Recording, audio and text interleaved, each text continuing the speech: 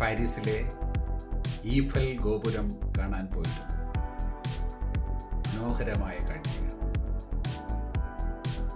7 ആധുനിക ലോക മഹാത്ഭുതങ്ങളിൽ ഒന്നാണ് ഇത്.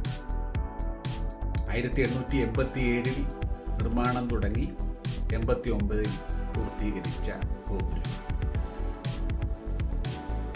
ഫ്രഞ്ച് വിപ്ലവത്തിൻ്റെ 100ാം വാർഷികം പ്രമാണിച്ച് 1889 നടത്തിയ പ്രദർശന പരിപാടിയുടെ ഭാഗമായിട്ടാണ് ഈ ഗോപുരം ഉദ്ഘാടനം ചെയ്യപ്പെട്ടത്.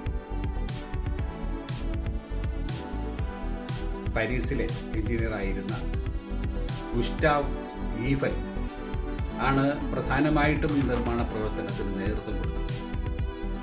ശുദ്ധമായ ഇരുമ്പ് ബുക്ലിംഗ് എന്ന ഒരു പ്രക്രിയയിലൂടെ ഉണ്ടാക്കിയെടുത്ത് അതാണ് ഈ നിർമ്മാണത്തിന് ഉപയോഗിച്ചത്. ഫ്രാൻസിൻ്റെ പല ഭാഗത്തായി 18,038 ഭാഗങ്ങൾ ഉണ്ടാക്കി അത് ഈ സ്ഥലത്ത് കൊണ്ടുവന്ന് കൂട്ടിച്ചേർക്കുകയാണ് ചെയ്തത്. പണി പൂർത്തിയാക്കിയപ്പോൾ 300.65 മീറ്റർ ആയിരുന്നു ഇതിൻ്റെ ഉയരം. നിലവിൽ 324 മീറ്റർ ആയിട്ടുണ്ട് അതിൻ്റെ ഉയരം. 1931 വരെയും ലോകത്തിലെ ഏറ്റവും ഉയരം കൂടിയ ടവർ ഇത് തന്നെയായിരുന്നു. 10,000 ടൺ ഭാരം കണക്കാക്കപ്പെടുന്ന ഈ ടവർ പാരീസിലെ സെയിൻ നദിയുടെ കരയിലാണ് സ്ഥിതി ചെയ്യുന്നത്. സെയിൻ നദിയുടെ കരയിൽ ഈ ടവർ എത്ര കണ്ടാലും മതിയാകാത്ത ഒരു കാഴ്ചയാണ്.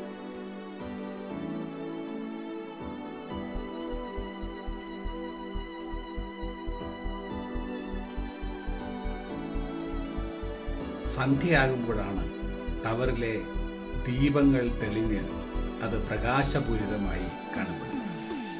രാത്രി 11 മണിയോടുകൂടി 5 മിനിറ്റ് നേരം മിന്നിത്തിളങ്ങുന്ന വിളക്കുകൾ കൂടി തെളിയുന്നതോടുകൂടി സന്ദർശകർ ഹർഷാരവത്തോടെയാണ് ടവർ കണ്ടു നിൽക്കുന്നത്.